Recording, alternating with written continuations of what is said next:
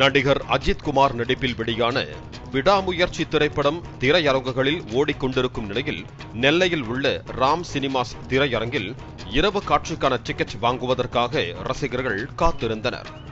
அப்போது விஜய் ரசிகர்கள் இருவர் தாவேக கொடியை தியேட்டர் வாசல் முன்பு காண்பித்த நிலையில் அஜித் ரசிகர் ஒருவர் கொடி பிடித்த விஜய் ரசிகரை தாக்கியுள்ளார். இதனால் தியேட்டர் முன்பு பரபரப்பு ஏற்பட்டது.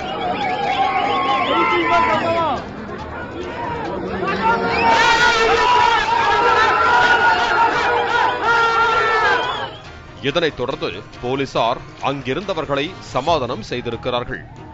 பின்னர் சில அஜித் ரசிகர்கள் கடவுளே அஜித்தே என தியேட்டர் முன்பு கோஷமிட்டனர்.